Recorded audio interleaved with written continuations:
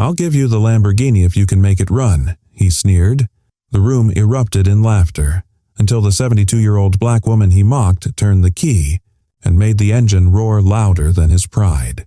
The night shimmered with excess, neon reflections gliding over sleek chrome, laughter echoing against marble and glass. Inside the sprawling luxury garage, engines slept beneath soft lighting like beasts in cages, their glossy hoods gleaming under spotlights. The smell of gasoline mingled with champagne as the young elite of Miami gathered around a single, silent car. A matte black Lamborghini Aventador SVJ. Ethan Cole stood at the center of it all. Perfectly styled hair, diamond cufflinks, arrogance wrapped in designer clothes. At 22, he was already the heir to Cole Automotive, a billion-dollar empire his father had built from the ground up. But Ethan lived differently, recklessly, like a prince playing in his father's kingdom. 5 mechanics. 5, he shouted, pacing with a smirk. Not one of them could start her. She's supposed to be perfect, custom-engineered, carbon fiber everything, and she just died on me. Pathetic. His friends laughed, raising their glasses. The night felt electric with mockery. Ethan turned toward his trembling manager. "So, what's the plan now, George? Gonna call another useless mechanic?" The manager hesitated. "There's someone who might help. Rosa Bennett. She's, retired, but she used to—" Ethan cut him off with a chuckle. "Retired? What is she, 80? 72, George muttered. "But she's good, sir. Really good. People say she can fix anything." The words only made Ethan laugh louder. "Perfect. Bring her in. Let's see the miracle worker in action." When the garage doors slid open minutes later, the laughter stopped, replaced by stunned silence and then cruel amusement. A small elderly woman walked in, her dark skin glowing beneath the harsh lights, her gray hair tucked neatly under a faded cap. Her clothes were simple, oil-stained overalls, worn sneakers, and hands roughened by decades of work. Rosa Bennett looked nothing like the savior Ethan expected. He blinked, incredulous. "This is your genius?" he said, gesturing to her. His friends snickered. "She looks like she walked out of a junkyard." Rosa's eyes, deep and steady, met his without flinching. "Engines don't care what you look like, son. They care what you know." Her voice was calm, unhurried, and something in that quiet tone made the laughter falter. Ethan smirked, refusing to let the mood shift. "All right then, Grandma. Let's make this interesting." He twirled the key in his fingers, its golden crest catching the light. "You get one shot. Make it run, and it's yours." His friends erupted in laughter again. "She's going to try to hotwire a Lamborghini," one shouted. Rosa didn't smile. She reached out, took the key gently, and slipped it into her pocket. "Deal," she said softly. For a moment, even Ethan was caught off guard by her composure. She circled the car with slow, deliberate steps, like a doctor examining a patient. Her fingertips brushed along the hood, the vents, the rear intake. She listened, tapped twice on the carbon panel. Then she leaned closer to the open hood, murmuring almost to herself, "Cooling bypass trick. Old Italian design flaw. They never fixed it right." Ethan frowned. The words meant nothing to him, but something about her confidence unsettled him. The room had gone quiet now, laughter replaced by an uneasy tension. Rosa straightened up, wiping her hands on a rag she carried from her pocket. "You said it's mine if I make it run?" she asked. Ethan nodded, trying to sound amused, though his chest tightened with something unfamiliar. Doubt. She smiled faintly, the kind that comes from knowing too much. "Good, then I suggest you start watching closely. You might learn something tonight." And as she knelt beside the silent Lamborghini, tools glinting beneath the fluorescent lights, the air in the garage changed. The party was over, and the lesson was about to begin. The crowd leaned closer as Rosa Bennett lifted the hood of the Lamborghini. The soft click of metal echoed through the silent garage. The air, once filled with mockery, now felt tense, thick with curiosity. The older woman's hands, lined with age and oil, moved with the precision of a surgeon. Each motion was deliberate, graceful, and sure. Ethan Cole leaned against a workbench, swirling the drink in his hand, masking his unease with a smirk. "You got 5 minutes, Grandma," he said. "Try not to break it more than it already is." Rosa didn't answer. She simply listened to the faint hum of the power unit, the silence between mechanical pulses. Her fingertips traced the contours of the engine casing. Then she bent closer, sniffing faintly near the oil intake. "Synthetic blend," she murmured. "Premium grade, but overfilled. Someone's been trying too hard to fix what they don't understand." One of Ethan's friends snorted. "She's sniffing the car now?" Rosa's calm never broke. She reached for a small wrench hanging from her tool belt and gave the left panel a gentle tap. Then another. The sound changed ever so slightly. She smiled. "Your air intake valve's locked, not broken." "Someone forced it." The laughter stopped. Ethan's grin faltered. He straightened slightly as though unsure whether to interrupt or stay silent. Rosa didn't notice, or perhaps she did and simply didn't care. "You wouldn't jam an air valve like this unless you wanted the car to stall." Her tone was almost academic, like a teacher explaining a basic principle. Happens a lot when people think torque equals strength, but torque without sensitivity. She glanced up, her eyes sharp. "That's just arrogance." Ethan looked away. The crowd exchanged glances. "Pass me a torque gauge," Rosa said after a moment. The nearest mechanic hesitated, embarrassed. We don't keep those here, ma'am." "We use the digital meters," she smiled faintly. "Figures. You've got $1 million worth of chrome and tech in this room, but not the one tool that tells you how much pressure you're really applying." She turned toward Ethan, voice soft but cutting. "That's the problem with your generation, Mr. Cole. All horsepower, no heart." A few quiet chuckles rippled through the crowd, this time not at her expense. Ethan's jaw clenched. Rosa wiped her hands on her rag, eyes narrowing as she leaned back over the engine. She reached for a small flashlight, the beam steady as she examined the wiring. Her brow furrowed. Something didn't fit. A sleek black chip, no bigger than a thumbnail, sat wedged near the main processor, a place it didn't belong. Her fingers hovered over it.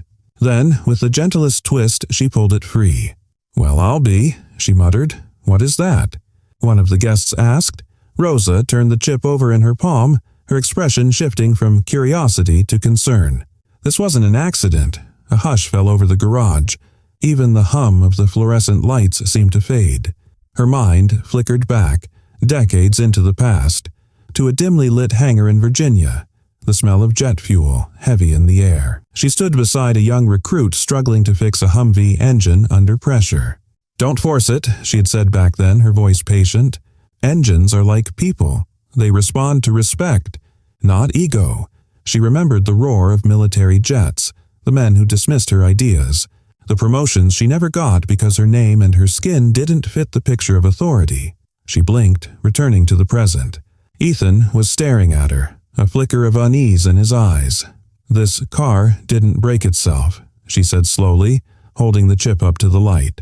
"Someone installed this to sabotage the cooling system. Your Lambo didn't die. It was murdered." The words hit the crowd like a jolt of electricity. Phones started recording again. Ethan's friends looked at each other nervously. For the first time that night, no one laughed. Rosa placed the chip carefully on the workbench, her gaze fixed on Ethan. "You thought I came here to fix your toy," she said softly. "But I might have just found something much bigger." And as she turned back to the engine, her calm precision felt less like tinkering and more like justice awakening under the hood. Rosa's fingers moved with the deliberate grace of someone who knew exactly what she was looking for. The crowd stayed silent now. No more laughter, no more sneers. Only the soft clink of tools and the whisper of metal on metal filled the air. She adjusted her glasses, eyes narrowing at the exposed circuitry beneath the Lamborghini's engine housing. "There," she murmured. "See that?" A few mechanics leaned in. She pointed to a narrow coil of copper tubing, twisted in a way that looked deliberate, unnatural.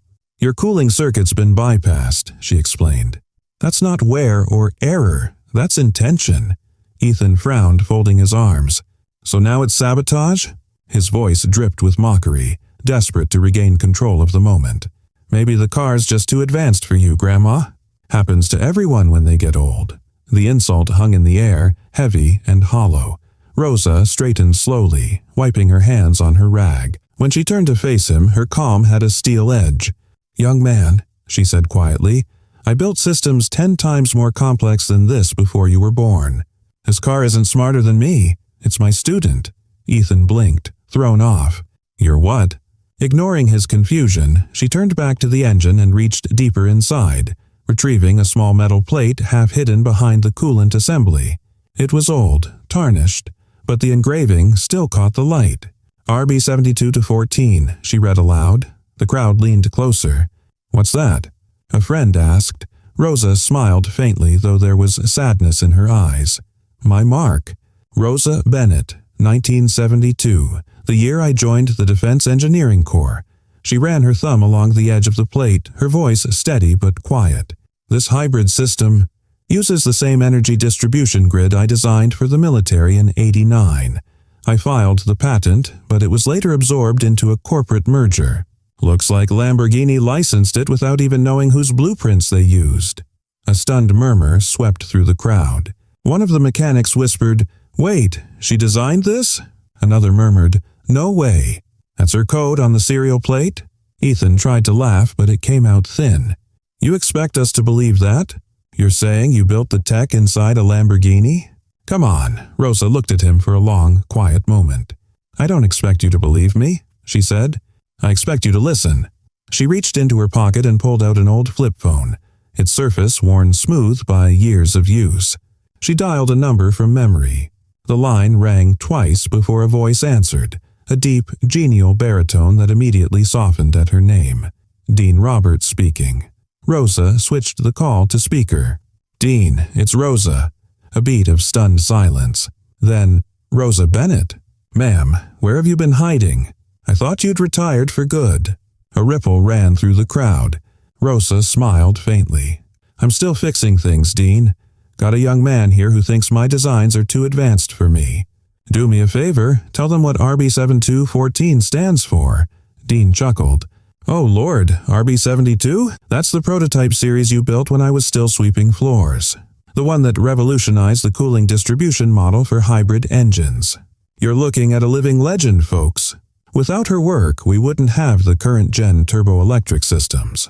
Every manufacturer, Lamborghini included, owes her." Gasps spread through the room. Ethan's glass slipped from his fingers and shattered on the floor. His friends stood frozen, caught between disbelief and awe. Even the mechanics, men who'd mocked her minutes ago, looked at Rosa like they were seeing her for the first time.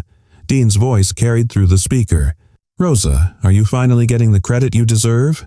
She smiled softly, eyes on Ethan. "Not yet, but maybe tonight's a start." The crowd erupted into whispers. Phones recorded every second. And for the first time since the night began, Ethan had nothing to say. His arrogance, so loud moments ago, had been replaced by something else, an uneasy silence that sounded a lot like respect. Rosa hung up the phone gently, her movements slow and precise. "Now," she said, turning back to the Lamborghini, "let's see what my student's trying to tell me." And with that, she bent over the engine again, her old hands steady, her eyes bright with the quiet fire of a master reclaiming her legacy. Rosa worked in silence, her focus absolute. Every move was deliberate, every sound purposeful. The tap of her wrench, the faint scrape of a wire against metal, the whisper of her breath steady and calm. Around her, the garage buzzed with restless energy. Ethan's friends had gathered closer, phones out, recording her every motion. They wanted a failure on camera, but Rosa had no interest in performing. Her world had narrowed to the engine before her, the heart of the machine. She adjusted a connector, reassembled the cooling line, and reattached the bypass valve she had exposed minutes earlier. Her fingers, though weathered and stiff from years of labor, moved with practiced grace. Ethan lounged near the back, trying to appear unbothered, but his smirk had grown tight, uncertain. "So what's the verdict, Ms. Genius?" he called out, voice echoing. "Still think you can fix it with those antique hands of yours?" Without looking up, Rosa replied evenly, "I've seen younger hands make bigger messes." She gave the final bolt a sharp turn, tightened it, and stepped back. "Now," she said, "we'll see if this student still remembers its lessons." The crowd stilled. She slid into the driver's seat, the leather creaking softly beneath her. Her hands rested on the steering wheel, one trembling just slightly, not from fear, but from the weight of memory. For a moment, the garage was utterly silent. Then she turned the key. For a breath, there was nothing. Just the faint click of ignition and the collective exhale of a dozen witnesses waiting to mock again. And then it happened. A deep, resonant growl burst through the air as the engine came to life. Low and guttural, like a beast awakening from slumber. The floor vibrated beneath their feet. The polished walls trembled with the pulse of mechanical perfection. The Lamborghini roared, pure, steady, flawless. Gasps filled the room. Someone shouted, "Holy hell, it's running!" Another started cheering, and soon the entire garage erupted into applause. Rosa sat still for a moment, eyes closed, listening to the familiar rhythm of her creation. It wasn't just noise, it was music. The precise harmony of fuel, pressure, and timing, all working together as it should. She reached over and pressed the accelerator once. The engine responded instantly, smooth and obedient. She turned off the ignition and stepped out, wiping her hands with her rag. The crowd surrounded her, phones still raised, disbelief turning into awe. Ethan stood frozen, his mouth half open, his arrogance dissolving into shock. Rosa gave a small, knowing smile. "I believe this makes it mine," she said softly. The line landed like a hammer. The garage burst into laughter and cheers again. This time for her. The mechanics clapped, some even whistled. Ethan looked around helplessly, caught between humiliation and disbelief. "Wait, hold on," he stammered, forcing a shaky laugh. "I was joking. You don't actually think—" But his voice was drowned out by the chorus of phones pinging, notifications exploding as the live stream spread across social media. His friends had captured every second. The bet, the insult, the ignition, and now his stunned face. The title was already writing itself online. Old black woman schools billionaire heir in his own garage. Rosa turned away from him, her calm never faltering. She rested a hand briefly on the car's hood. "Engines are honest creatures," she said to no one in particular. "They only fail when they're mistreated." The crowd quieted. She gave a small nod, a faint smile tugging at her lips, and walked toward the exit. Behind her, the Lamborghini's engine still purred, its rhythm echoing through the space like applause. And in that sound, the deep, unwavering roar, was everything Ethan Cole had never understood. That mastery is timeless. Respect must be earned, and dignity, once reclaimed, drowns out even the loudest laughter. By morning, Miami was buzzing. The video from Ethan's garage had exploded across every platform. TikTok, YouTube, morning news shows. The clip of a calm, elderly black woman turning a dead Lamborghini into a roaring machine had captured the world's attention. The headline blared everywhere. Elderly black woman outsmarts billionaire heir. In less than 12 hours, Rosa Bennett had become a symbol of quiet genius and grace. Hashtags trended globally. "Ear Rosa the engineer," "Ears respect experience," "Ears your grandma got game." Reaction videos poured in. Celebrities reposted clips, praising her composure and intelligence. Ethan Cole wasn't trending nearly as kindly. The internet had turned his smirk into a meme. When you realize Grandma's the real boss. His humiliation looped endlessly on TV panels dissecting privilege, racism, and arrogance. At Cole Automotive headquarters, things were far less humorous. In the top-floor conference room, Richard Cole, Ethan's father and CEO, stood glaring over his desk, phone in hand. "Do you have any idea who you insulted?" he thundered. "Rosa Bennett was one of our original engine consultants in the 90s. She helped design our early hybrid prototypes." Ethan blinked, stunned. "Wait, what? She worked for us?" Richard slammed a folder onto the table. "She worked with us. Never got the credit she deserved because some executives back then didn't think a black woman's name would sell overseas. And now, thanks to your little show, the world knows it. Old contracts surfaced within hours. Reporters dug up archived blueprints signed R. Bennett in neat, faded ink. Her unpaid royalties alone were worth millions. Corporate lawyers scrambled, whispering about restitution before a public lawsuit destroyed their image. Meanwhile, Rosa sat in her modest home on the outskirts of Liberty City, sipping tea while her phone rang non-stop. News crews camped outside begging for interviews. She finally stepped onto her porch, still in her work overalls, her posture dignified and calm. One reporter shouted, "Ms. Bennett, what do you think of Ethan Cole now?" Rosa smiled gently, eyes soft. "I think he's young, and youth confuses confidence with arrogance. I don't hate him.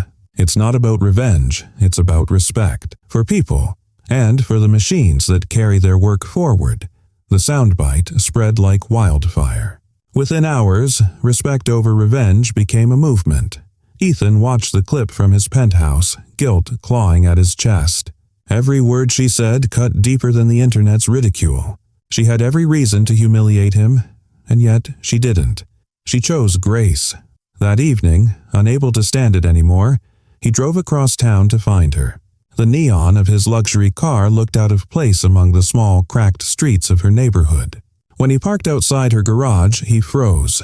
Laughter drifted from inside, children's laughter. He peeked through the open door and saw her surrounded by half a dozen neighborhood kids, each with a wrench or screwdriver in hand. Old bikes and rusted lawnmowers lay in pieces across the concrete floor. "Now what did I say about torque?" she asked, smiling at a little girl trying to loosen a bolt. Gentle hands, firm heart. The girl replied proudly. Rosa laughed. "That's right. Machines listen better when you respect them." Ethan stood there, transfixed. There was no bitterness in her. No pride, no boasting, just purpose. She was teaching these kids the same lessons she had once taught soldiers and engineers: patience, care, and humility. A boy spotted Ethan by the door and ran to him. "Hey, you're the guy from the video. The one who bet Ms. Rosa the car." The other kids laughed. Ethan's face burned. Rosa looked up, wiping her hands on a rag. Their eyes met for the first time since the night in the garage. He swallowed hard. I wanted to apologize," he said quietly. She studied him for a long moment, then simply nodded. "Apologies are like engines, son. They only mean something if they're followed by action." And with that, she turned back to her students, showing a boy how to align a gear. Ethan watched her, realizing that true power wasn't about ownership or wealth. It was about the ability to build, to teach, to lift others up. Outside, the laughter of children echoed, blending with the soft clink of metal, the sound of legacy being rebuilt, one bolt at a time. Ethan returned to Rosa's garage the next afternoon, the guilt still heavy in his chest. The luxury car that had once been his pride now felt like a badge of shame parked among the cracked curbs and rusted fences of her neighborhood. As he stepped inside, the familiar scent of oil and warm metal filled the air. Rosa was bent over a workbench, soldering a small part while a radio hummed softly in the corner. She didn't look up when he entered, though her tone carried the calm weight of someone who already knew he'd come. "You here to offer another bet, Mr. Cole?" she asked, steadying the tool in her hand. He shook his head quickly. "No, I came to say I'm sorry." That made her pause. She turned slowly, meeting his eyes with quiet scrutiny. "I was arrogant," Ethan said. "I thought money meant mastery. I thought buying something meant I owned it, or understood it. But you earned what I never appreciated. Skill." The apology hung between them, raw and unpolished. Rosa studied him a moment longer, then set down her tools. "You can't buy humility," she said simply. "You live it," he nodded, his throat tight. "Then I want to start living it. I want to do something real." That night, Ethan worked quietly with his father's foundation team, putting together something he hoped might begin to atone for his mistakes. Within a week, the announcement went public. The Rosa Bennett Engineering Program, a full tuition scholarship fund and mentorship network for underrepresented youth in mechanical engineering and applied sciences. The press lit up again, but this time the story was different. Headlines read, "Billionaire Air Fund's Education Program named after woman who humbled him." When Rosa saw the news, she shook her head and chuckled softly. "He's learning faster than I thought," she said to one of her students. But when Ethan arrived at her garage later that day, she didn't praise him. "Nice gesture," she said, crossing her arms. "But if you're serious about helping, you'll start by getting your hands dirty." Ethan hesitated. I mean, grab that wrench." She pointed toward an old sputtering lawnmower on the floor. Let's see what those fancy hands of yours can actually do." He grinned awkwardly but obeyed, rolling up the sleeves of his designer shirt. The first few sessions were clumsy. He stripped bolts, misread torque, and dropped more tools than he held. But Rosa didn't laugh. She corrected him patiently, guiding his grip, teaching him to listen to the rhythm of the machines. "Engines speak," she told him. "Not in words, but in movement. You've just got to quiet your ego long enough to hear them." Ethan nodded, sweating, his hands smeared with oil. For the first time in his life, the dirt didn't feel beneath him. It felt grounding. Weeks passed. Every Wednesday afternoon, he returned to the garage. Rosa would already be there, waiting with a new challenge. A generator, a scooter, an old pickup truck with a stubborn starter. He learned to work beside her, not as a student desperate to impress, but as a partner learning from the ground up. One day, after finishing a repair together, Rosa handed him a rag. Their fingers brushed and she smiled faintly. "Not bad, Mr. Cole. You're finally letting the machine teach you." He grinned, wiping his hands. "Guess I had a good teacher." They stood there a while in comfortable silence. The billionaire and the elder, two people from opposite worlds bound by shared purpose. Their hands were equally stained, equally steady. Oil and sweat had erased the line between privilege and labor, turning arrogance into respect, and a humiliating bet into something enduring, a partnership built not on status, but on purpose. The storm that had started in Ethan's garage had become a full-blown reckoning. Within weeks of the viral video, investigative journalists and industry watchdogs began digging into Cole Automotive's archives. What they found ignited an uproar. Decades of unacknowledged patents, uncredited consultants, and unpaid royalties, many belonging to people of color who had been quietly erased from corporate history. At the center of it all was one name that kept resurfacing: Rosa Bennett. Her early designs had formed the blueprint for multiple hybrid systems and cooling technologies that Cole Automotive, and later several global brands, had profited from for years. Old contracts surfaced, emails were leaked, and lawsuits soon followed. Ethan watched the chaos unfold with a strange mix of guilt and clarity. His father's empire was trembling under the weight of its own deception. But this time, instead of hiding, Ethan took a stand. He appeared at a press conference, his voice steady but full of remorse. "My father's generation built this company on innovation," he said. "But innovation means nothing without integrity. Rosa Bennett's work made our success possible, and she deserves full recognition, and, more than that, our gratitude." That statement became the turning point. Within months, Cole Automotive reached a historic settlement. Rosa's patents were restored in her name, her royalties paid with interest, and her engineering contributions officially credited in the global automotive registry. But the story didn't end with restitution.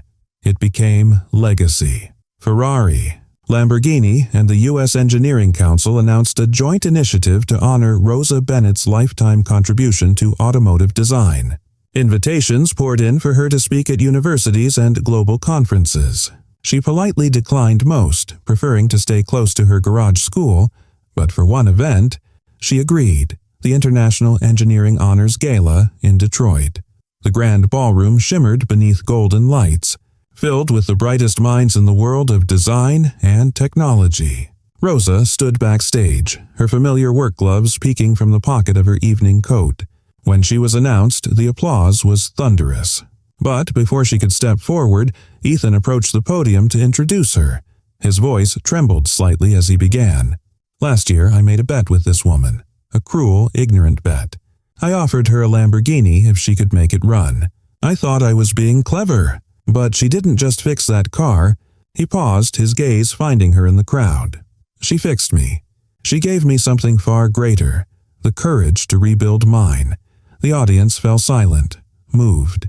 Cameras captured Rosa's quiet smile, pride shining behind her calm eyes. When she joined him on stage, the two stood side by side, the arrogant heir and the forgotten engineer, now partners in redemption. When the applause finally faded, Ethan turned toward her, holding out a small black box. "I believe I still owe you something," he said. Inside lay the official title papers to the Lamborghini Aventador. The crowd chuckled softly, some clapping again. Rosa laughed, low, warm, genuine. "I don't need the car, son," she said, "but I'll take it as a lesson, for both of us." Then, in front of everyone, she handed the title back. "Use it to teach the next generation that speed means nothing without direction." Ethan blinked, emotions tightening his throat.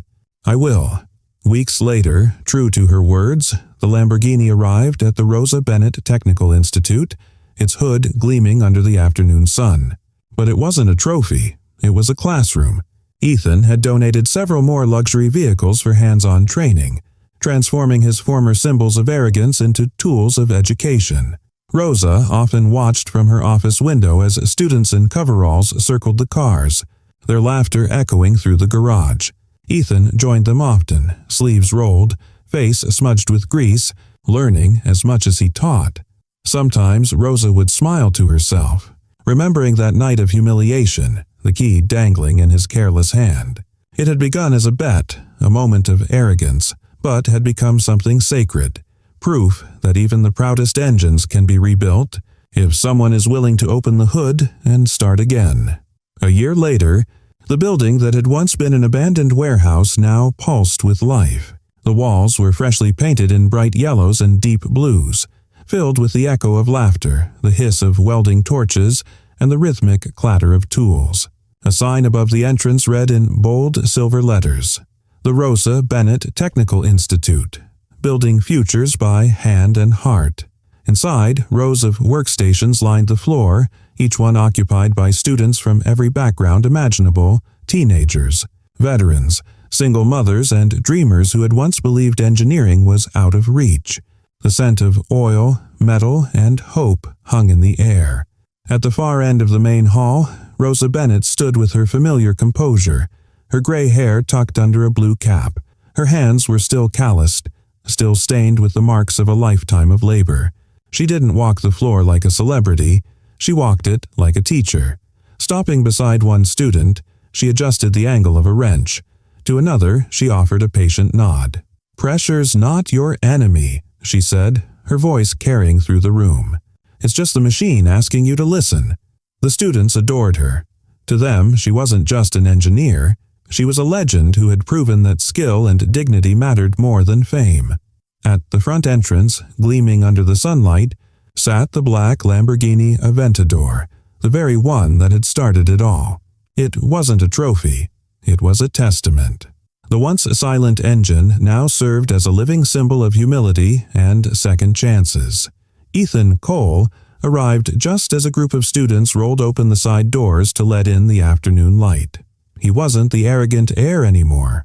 Dressed in simple jeans and a worn shirt, his hands bore faint stains of oil, a badge he now wore with pride. Every week, he came to the institute to volunteer, mentoring students and helping design eco-engine prototypes for the institute's sustainability program. He and Rosa worked side by side, blending her mechanical wisdom with his access to resources and research. When reporters came that day for a feature on the institute's grand opening, they found Rosa at her workbench, examining a carburetor with quiet focus. A journalist approached, microphone in hand. "Ms. Bennett," she asked, "after all this recognition, what keeps you going? You've already proven your legacy." Rosa looked up, her eyes warm and thoughtful. "Engines break down when you ignore their warning signs," she said. "So do people. But if you listen, really listen, you can fix just about anything." The journalist smiled. "That's beautiful. Do you think that's what you did for Mr. Cole?" Rosa chuckled softly, glancing toward Ethan across the room as he showed a student how to calibrate an electric motor. "No," she said. "He fixed himself. I just handed him the right wrench." Later that afternoon, as the ceremony wrapped up and the students filed out, Rosa and Ethan stood together at the institute's entrance. The Lamborghini idled behind them, its engine humming low and steady like a heartbeat. The sunset bathed the space in gold. Rosa turned to him, her smile gentle and proud. "See, son, it's not about what you drive. It's about how you move forward." Ethan nodded, his eyes glistening. "And I plan to keep moving, with purpose." They stood there in silence for a moment, 2 lives forever intertwined by a single bet that had turned into a lesson for the world. Behind them, the engine continued to hum, steady, pure, and true. It was no longer just the sound of a car running. It was the sound of integrity reborn,